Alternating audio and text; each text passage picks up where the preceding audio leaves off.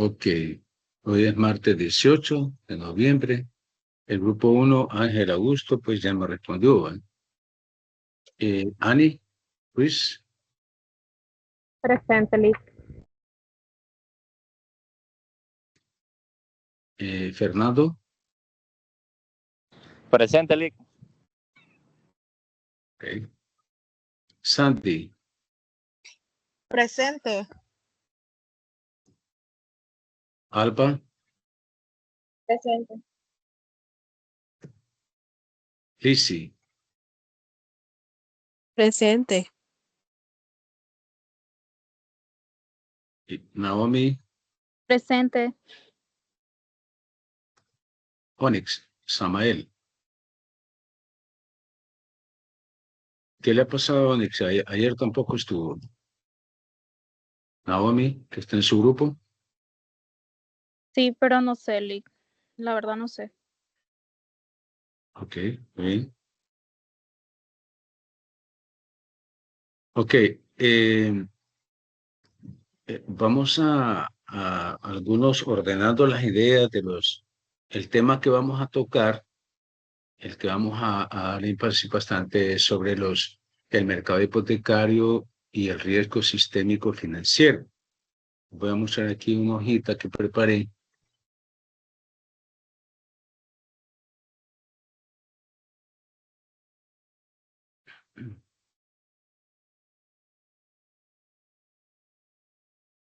Creo que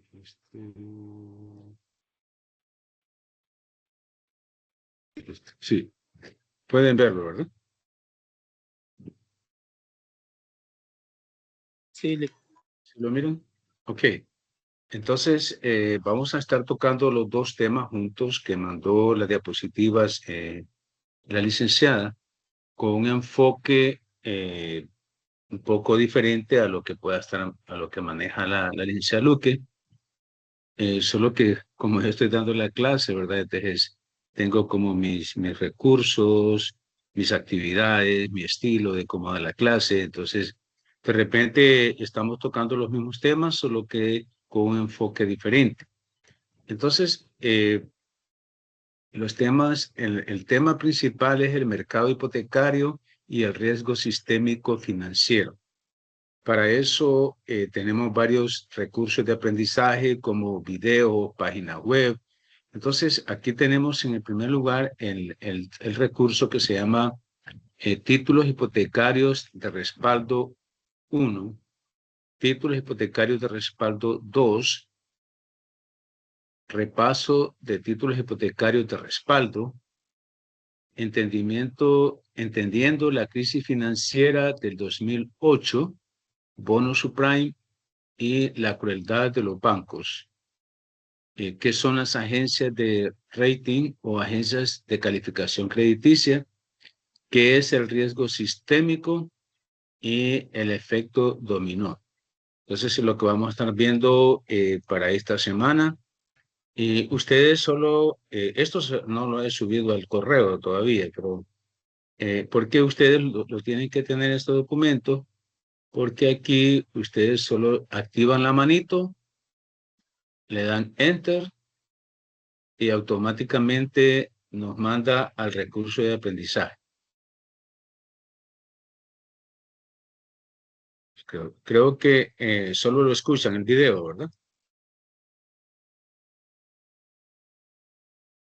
¿Lo escuchan? no, Lick, no se escucha nada ni se ve nada tampoco. Sí, ver no se ve porque cada vez tengo que estar compartiendo pantalla, pero de todas maneras, esto ustedes lo van a accesar. Solo estoy dando las instrucciones generales, solo hacen que se active la manito, ¿verdad? Y ustedes le dan Enter o le dan clic y automáticamente los manda al recurso. Entonces, este primero es un video. Es un video que es importante que lo puedan ver, que son los títulos. O sea, ustedes han oído hablar de los bonos que están respaldados por deuda. Eso está comprendido en dos videos. Y este mismo es un repaso de títulos hipotecarios respaldados con deuda. Entonces, todos estos tres se refiere a títulos hipotecarios respaldados con deuda. Llámese bonos, ¿verdad?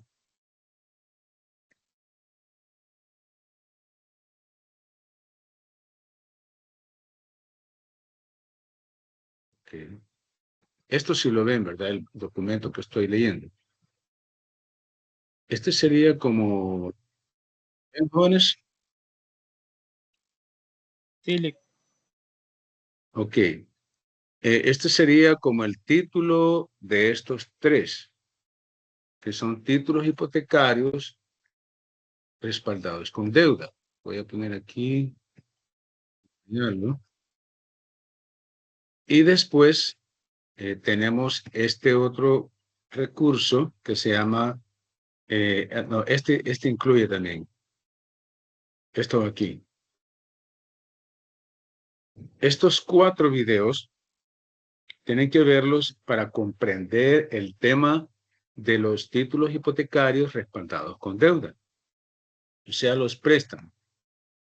Después, todo esto lo vamos a ver, ¿verdad? Lo vamos a ver, lo vamos a repasar, solo está dando una inducción general. Después tenemos como un resumen que es entendiendo la crisis financiera del 2008, los bonos subprime y la crueldad de los bancos. Que cómo pasó todo esto con el mercado de hipotecas, que fue el boom, que fue lo que causó la crisis financiera del 2008. También, igual, aquí ustedes activan la manito, le dan clic y en este caso les va a aparecer un video que dice Entendiendo la crisis financiera del 2008. Les va a aparecer un video. Luego lo estoy separando aquí porque esto sí va con uno solo. Necesitamos comprender qué son las agencias de rating o agencias de calificación crediticia o agencias calificadoras de riesgo. Esto tiene diferentes nombres. Ustedes hacen que se active la manito, le dan clic o enter y le va a aparecer una página web que se titula ¿Qué son las agencias de rating o agencias de calificación? Bueno, eso después lo vamos a ver en detalle. Luego necesitamos comprender qué es el riesgo sistémico, qué es un riesgo sistémico y el efecto dominó. El efecto dominó. Eso es lo que estaríamos viendo, que lo vamos a empezar el día de hoy, pero también en uno de los puntos que la licenciada maneja, está hablando como está hablando de préstamos hipotecarios, pero tenemos que familiarizarnos con el tema de préstamos. Se les voy a compartir un de Excel para que lo vayamos desarrollando juntos y ustedes ya tienen una idea porque ya ustedes ya llevaron métodos cuantitativos en finanzas, y obra. Que con esos conocimientos de métodos cuantitativos en finanzas, vamos a resolver este caso usando el interés compuesto. Dice, calcule el valor de los pagos y elabore la tabla de amortización del préstamo, ¿verdad? Para saldar un préstamo hipotecario de $4 millones con una tasa de interés del 36% convertible bimestralmente. Si la deuda debe ser saldada al cabo de un año, haciendo pagos bimestrales que comienzan dentro de 2 años. Si lo miran en el archivo, ¿verdad? Sí saben lo que estoy leyendo. Sí, Ok. Entonces, ¿cómo de repente yo se lo voy a resolver de una manera un poco diferente, pero vamos a llegar al mismo resultado? ¿Con qué información contamos? Que el valor del préstamo,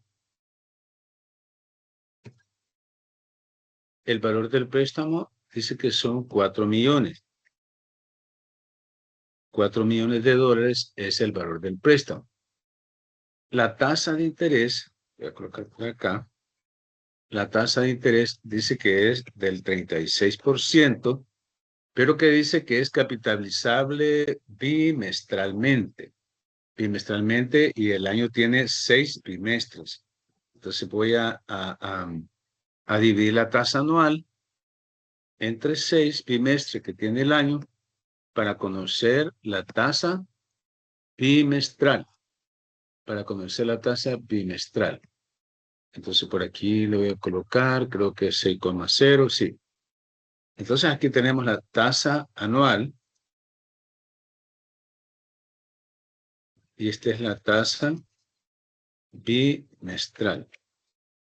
La tasa bimestral. Con esta voy a trabajar para lo que me está pidiendo. Ahora bien, dice que el número de periodos, que es lo que necesitamos,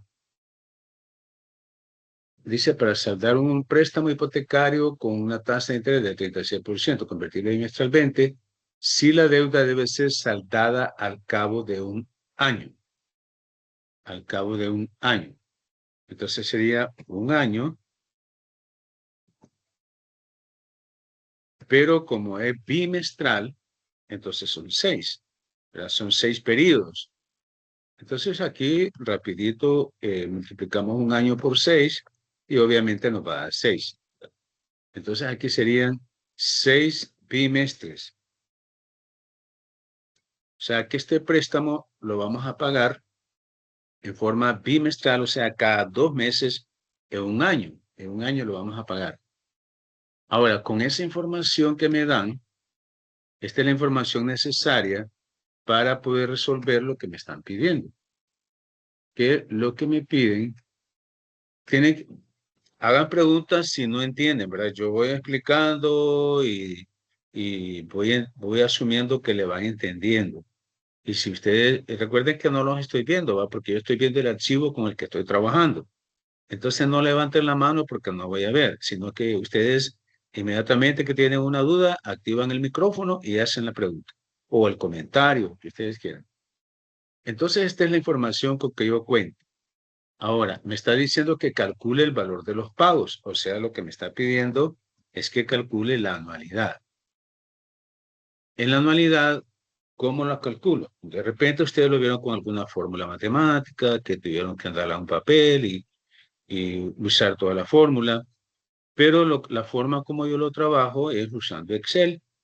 Entonces yo le coloco aquí, igual me está pidiendo el valor de los pagos, entonces lo coloco donde dice igual pago. Miran que se activó ese color azul que dice pago.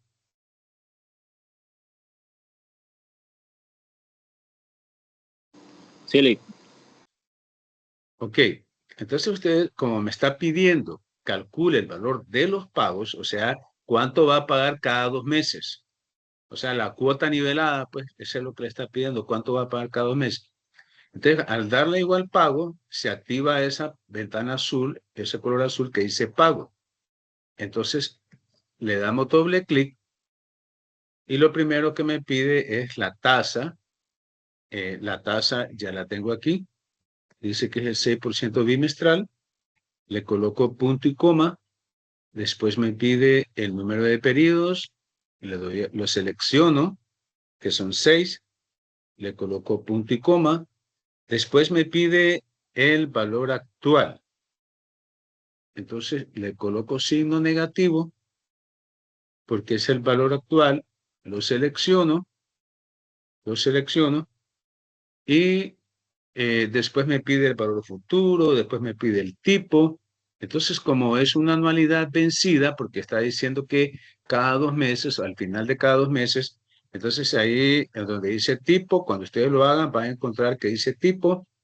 Donde dice tipo, si la anualidad es vencida, entonces yo coloco 0 o no coloco nada. Pero si la anualidad es anticipada, entonces ahí sí tengo que colocar un 1 donde dice tipo. Pero en este caso no dice, dice que es vencida.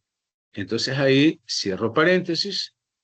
Una vez que cierran paréntesis, le dan Enter y ese es el valor de la anualidad. Ese es lo que le está pidiendo. No sé si habían tenido la oportunidad de resolverlo de esta forma. Encontrar el valor de la anualidad, conociendo el valor presente, conociendo la tasa, conociendo el tiempo. Estoy preguntando, jóvenes. Bueno, en mi caso siempre lo he resuelto así con fórmula escrita. Así en Excel, primera vez que veo cómo se resuelve. Ok, entonces ustedes, de repente ustedes no vieron todos los datos, pero cuando ustedes le activen igual pago, ahí solo le van llenando, lo van seleccionando, le colocan punto y coma y ahí hacen y después le dan enter y ahí va a llegar a este valor. Ese es el valor de la anualidad. De todas maneras, si ustedes tienen inconvenientes, si ustedes se ponen a hacer esto y no les da ese valor, entonces me pueden consultar. Ahora, esa es la primera. Dice, calcule el valor de los pagos. Este es el valor de los pagos. Valor de los pagos. Valor de los pagos. Ahora me dice que elabore una tabla de amortización de la deuda. Entonces vamos a hacerlo por aquí. Yo sé que de todo esto ustedes ya lo conocen. Tabla de amortización de la deuda. Tabla de amortización de la deuda. Entonces, en una tabla de amortización de la deuda, lo primero que va es el pago, perdón, los periodos. Periodos acá. Periodo empieza de 0, porque es cuando le dan el préstamo, y dice que son 6 bimestres. Te van a colocar 1, 2, 3, 4, 5, 6. Eso es lo que le está marcando. Después es el valor del pago, o sea, la cuota nivelada. Después está diciendo que le tiene que calcular intereses. Ustedes saben que la cuota nivelada, usted cuando paga una cuota lleva abono a capital y también intereses. Entonces, en intereses,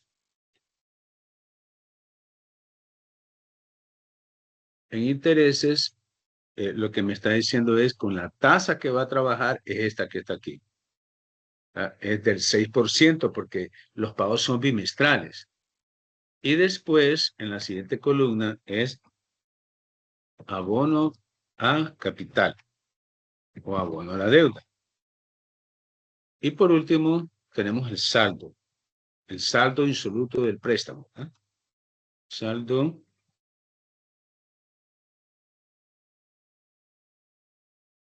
insoluto, saldo insoluto. Muy bien. Si voy muy rápido, me dicen. Si quieren que repita algo, también me dicen.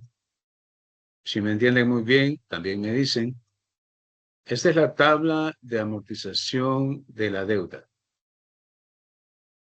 Entonces, aquí tenemos el periodo. Esto lo vamos a bajar un poquito para que no haya tan. Ya esto es como yo quiero que se vea nada más. Ok. Aquí tenemos los periodos. Siempre en una tabla de amortización de la deuda se empieza de 0, que es cuando a usted le dan el préstamo. Entonces el préstamo, solo lo jalo de aquí, dice que son 4 millones lo que le están prestando. Son 4 millones. Aquí está. Y así voy completando la tabla. Ahora, donde dice pago, empiezo del primer bimestre a colocar la cuota. Y dice que por cada periodo, esa es la cuota nivelada. Esa es la cuota nivelada. Entonces, perdón, ¿cuánto me cayó? Eso es el valor que usted va a pagar al final de cada bimestre. Esa es la cuota nivelada. Ahora bien, a la cuota nivelada, usted tiene que calcularle los intereses, ¿verdad? Porque cada cuota lleva pago de intereses y abono a capital. ¿Cómo lo voy a calcular? Entonces, calculo, recuerde que en el primer bimestre mi saldo del préstamo son 4 millones. Lo voy a multiplicar por la tasa de 6%, y resulta que en el primer bimestre voy a pagar 240,000, en este caso son dólares, de intereses. Y ahora tengo que calcular el abono capital, que no es otra cosa más que la cuota nivelada menos los intereses. Entonces, cuando hagamos el primer pago, el valor de la cuota, el abono capital, son 573,450,51. Como ese es el abono capital, entonces mi nuevo saldo insoluto es le digo, el saldo insoluto del periodo anterior menos el abono capital. Entonces voy a tener que el saldo insoluto del primer año, del primer bimestre, cuando finalice el primer bimestre tenemos que hacer el primer pago. Entonces, con ese pago, yo voy a abonar a capital 573,450,51, y mi saldo insoluto al finalizar el primer pago es de 3,426,459,49. ¿Comprendieron este procedimiento? Porque yo les voy a mandar casos para que los resuelvan. Entonces, pero estoy preguntando si entendieron, si tienen alguna pregunta. Sí, No hay sí, preguntas. entendimos. Ok. Entonces yo esto solo lo jalo. Y esto también. Y esto también. Perdón. Aquí cometí un error. Y es que no fijé la tasa. Exacto.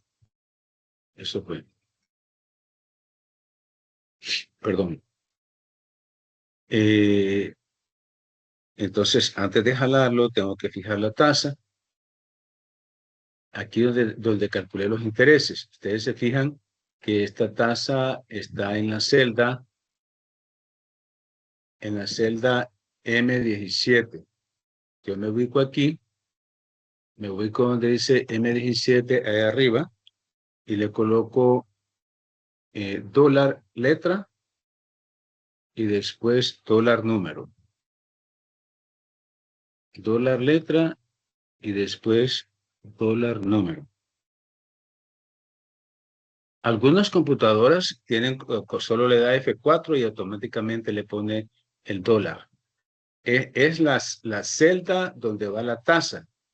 Al colocarle dólar letra, dólar número, le fija, le deja congelada la celda de los intereses, donde está la tasa. Entonces ahí sí tengo que, me calcula los intereses del segundo periodo. Miremos acá, miren.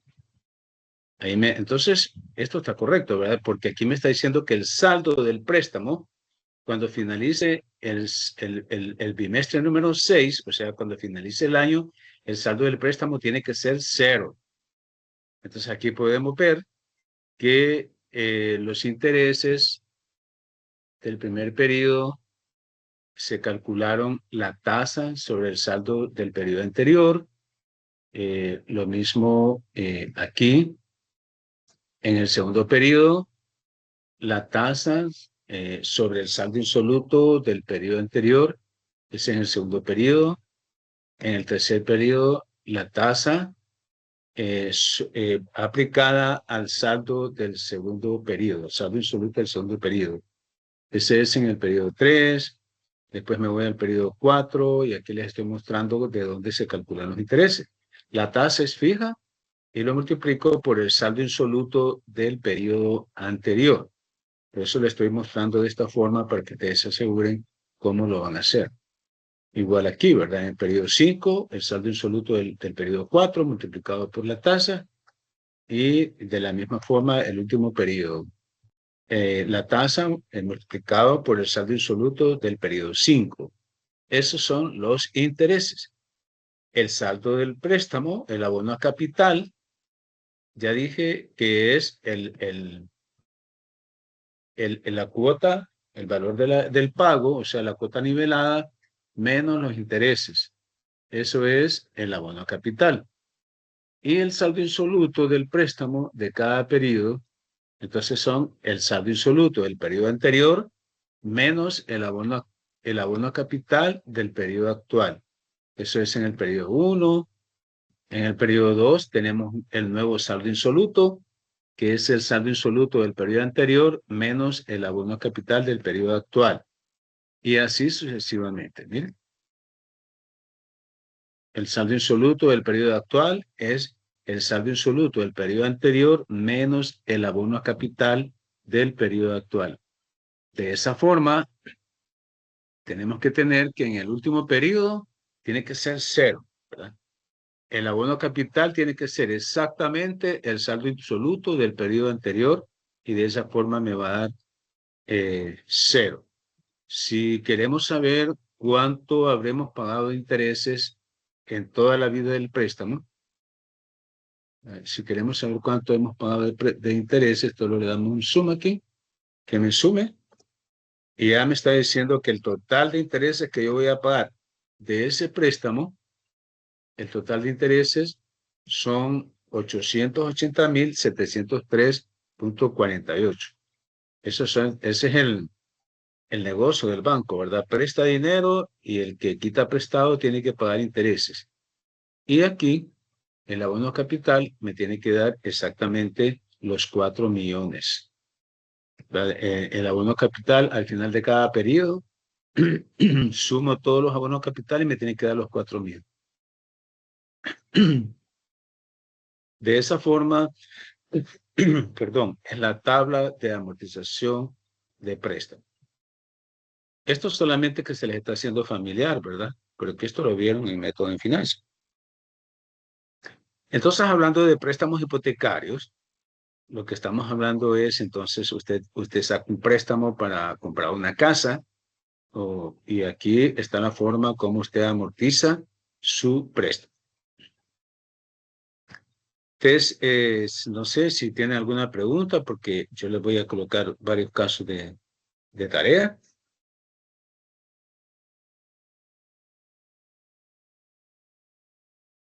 No, licenciado. Ok, entonces ahora vamos a los recursos.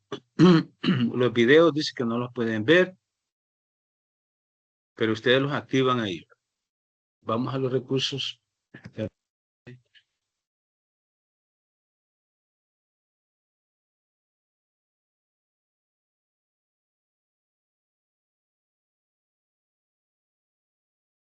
Okay. Entonces tenemos aquí, dice, entendiendo la crisis financiera del 2008, bonos subprime y la crueldad de los bancos. Vamos a ver, esto es, activo la manito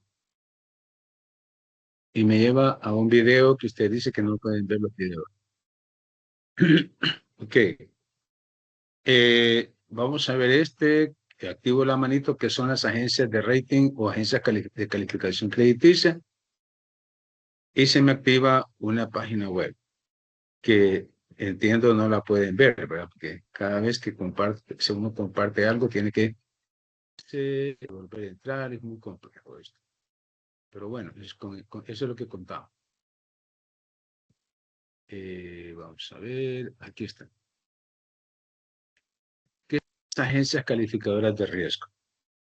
Lo pueden ver, ¿sí?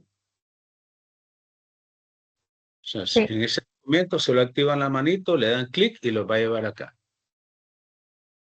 Entonces, alguien que nos ayude a leer qué son las agencias de rating o agencias de calificación.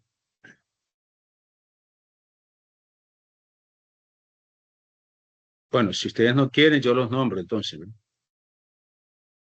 Ángel. Sí. Las agencias de rating o agencias de calificación crediticias son entidades privadas cuya función principal es dar una valoración del riesgo de crédito de una compañía o producto financiero a través de una serie de calificaciones o rating. Estas evaluaciones son en muchos casos utilizadas en los mercados de capitales como referencia a la hora de tomar decisiones de inversión. Muy bien.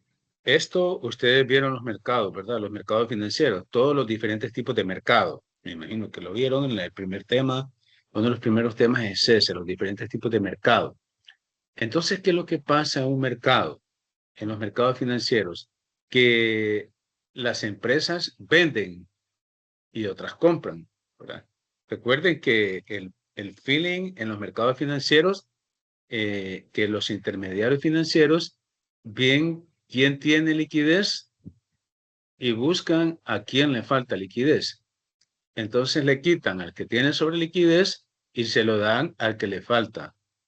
Y eso lo hace a través de ventas de bonos, ventas de acciones y otro tipo de productos financieros que se venden en los mercados.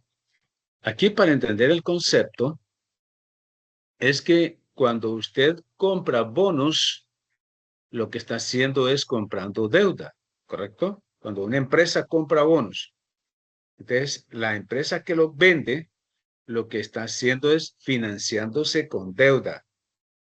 Y el que los compra, lo que está comprando es deuda.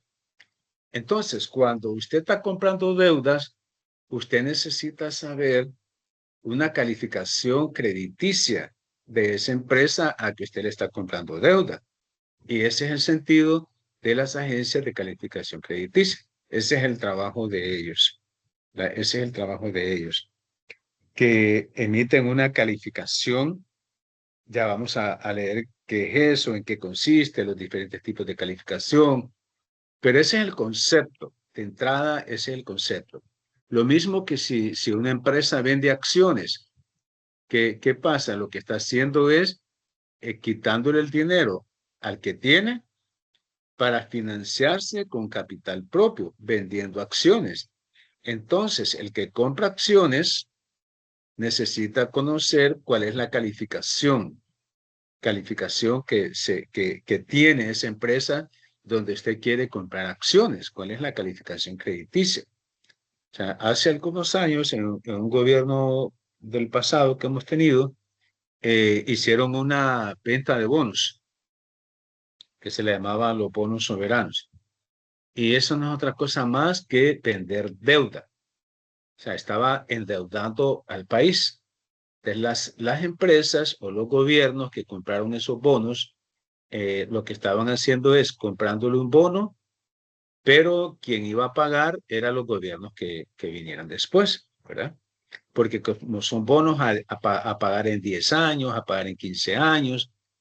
Entonces el que compraba bonos decía, bueno, este gobierno que está no me va a pagar, porque ustedes saben que oficialmente los gobiernos duran 4 años. Entonces, después de 4 años viene otro gobierno, bien sea el mismo partido o otro partido, como sea, pero viene otro gobierno que viene por otros 4 años, oficialmente, ¿verdad? Es lo que conocemos. El asunto es que, claro, el que va a comprar bonos dice, bueno, lo que le estoy comprando es deuda y el que viene me va a pagar, entonces yo quiero una calificación crediticia. Entonces vino una agencia calificadora de riesgos aquí a Honduras para dar la calificación del gobierno para que pudiera emitir bonos. Entonces, de esa forma, con esa calificación crediticia, emitió bonos y la gente empezó a comprar bonos. Y al que le tocó pagar es el gobierno que estamos ahorita, ¿verdad? El gobierno actual, en el primer año de gobierno, le tocó pagar bonos que se vencían, creo que en cumplieron 10 años. 10 años creo que cumplieron cuando, en el primer año de este gobierno que estamos aquí en nuestro país. Entonces se vencieron los primeros 10, se vencieron los 10 años y le tocó pagar. Entonces, esa es la agencia, la calificación, ¿verdad? Para poder comprar bonos o para poder comprar acciones. Ok, sigamos leyendo sobre las agencias de calificación crediticia. ¿Alguien que nos ayude, por favor?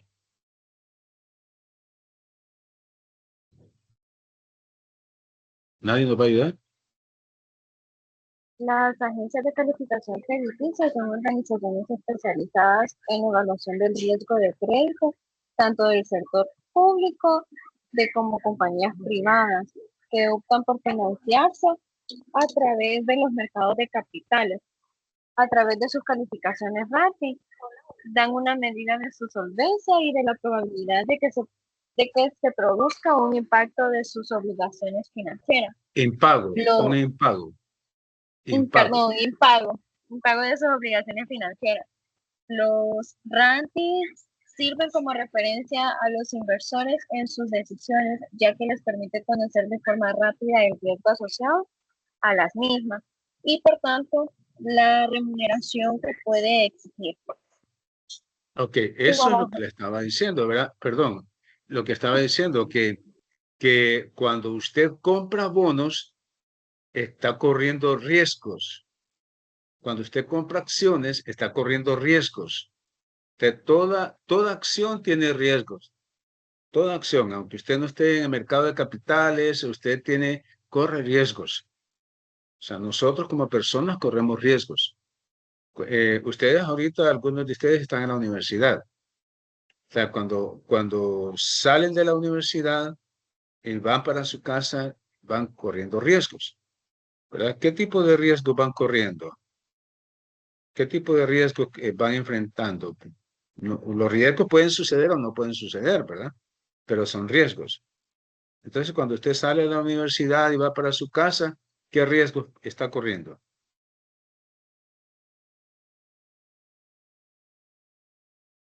Si va en bus, ¿qué riesgos corre?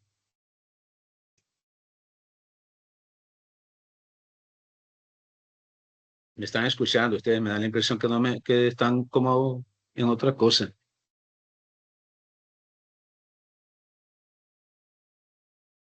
No sé, un No, accidente tal vez. Ajá, ese es uno de los riesgos. Ujú. Pero el accidente puede traducirse de que usted cuando se va subiendo al bus se cae y se quiebra un pie, por ejemplo. O sea, ese es un riesgo. Nunca le ha pasado, pero es un riesgo, ¿verdad? El riesgo también de que cuando vaya en el bus se apague el bus y ya no puede arrancar. Entonces usted va a llegar tarde a su casa. O que el bus tuvo un accidente. Entonces, todas esas cosas son riesgos. Todos corremos riesgos. Todas las personas corren riesgos. No sé si ustedes venden productos. Las mujeres siempre andan vendiendo cosas en la universidad. ¿Alguna de ustedes se dedica a las ventas? ¿Alguien de ustedes? Bueno, yo no me dedico exactamente a eso, sino que trabajo como asesora de ventas. Ok, perfecto. Asesora de ventas. Usted sabe que los productos o servicios que usted vende son productos o servicios los que vende. Son productos. Son productos. Ok.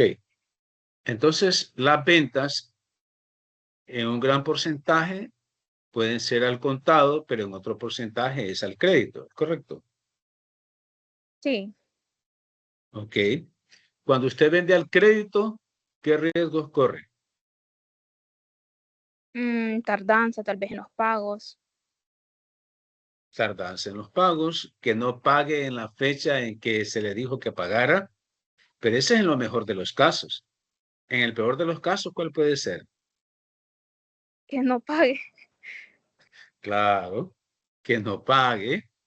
Entonces, cuando en su empresa venden, dice, vendimos 2 millones de lempiras este mes, pero de esos 2 millones, el, el 70% fue al crédito, ¿verdad? El 70% fue al crédito, el 30% fue de contado.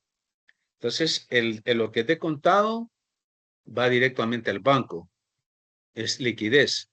Usted va y puede disponer de ese 30%, pero el 70% no es liquidez, ¿verdad? Porque el inventario no es líquido, las cuentas por cobrar no son líquidas. ¿Qué tiene que hacer para que las cuentas por cobrar se conviertan en efectivo?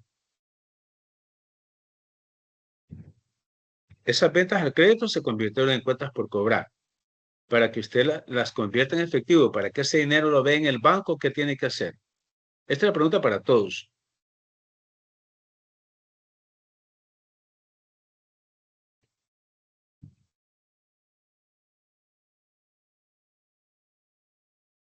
Lizzy Soad.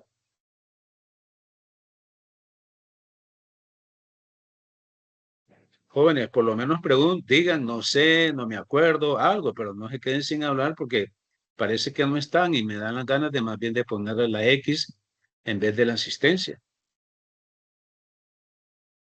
Dije, Lizzy Soad, ¿se encuentra o le pongo la marca de X ahorita? Porque solo dijo presente al inicio.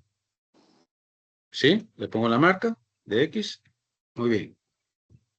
Alba Cecilia. ¿Puede repetir la pregunta? Sí. Mire, estoy poniéndole la X a Lizzy Soad y después no me va a decir que vino porque no está presente, ¿verdad? Entonces, por eso al principio dijo presente, pero ahora no está. Ok, Alba, ¿verdad? Sí. ¿O quién contesta ahorita? Sí, Alba. Sí. Ok. Lo que estaba preguntando es, estamos hablando del tema del riesgo, ¿verdad? Entonces habíamos hablado de que cuando vendemos al crédito, corremos el riesgo de que no nos paguen en la fecha que habíamos estipulado o, en el peor de los casos, que no nos paguen. Entonces, porque nosotros necesitamos dinero en el banco. Si el 30% de las ventas es al contado, se entiende que ese dinero va para el banco. Y máximo si nos pagan con transferencia bancaria. Pero el 70% es al crédito. Entonces, eso no es liquidez. No es liquidez. Entonces, ¿qué tengo que hacer para que esas cuentas por cobrar se conviertan en dinero y lo podamos tener en el banco para contar con ese dinero?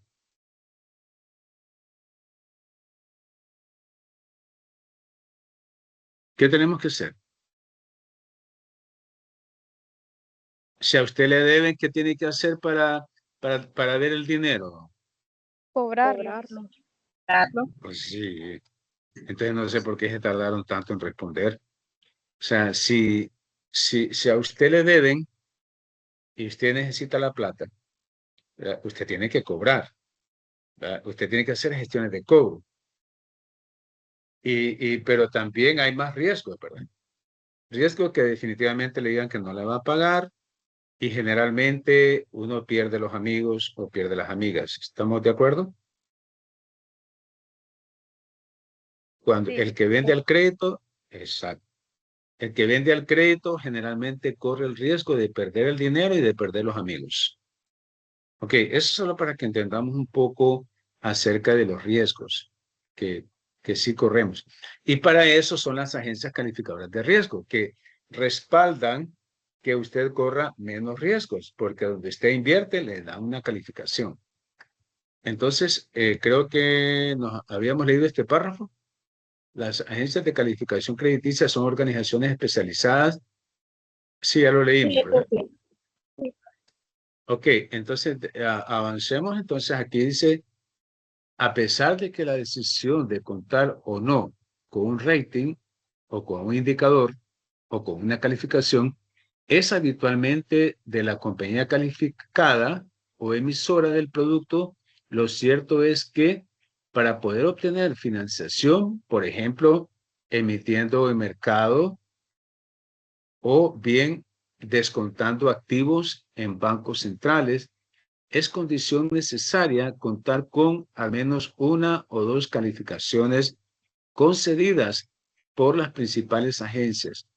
Estas agencias son Standard & Poor's, que son las más famosas, Moody y Fitch, o Fitch, como se le pueda escribir. Esta Moody's fue la que le dio la calificación al gobierno de Honduras para que pudiera emitir bonos y puedan ser vendidos. Las tres pertenecen a grupos estadounidenses y la canadiense es DBRS. Para realizar sus calificaciones, las agencias de rating recogen los datos proporcionados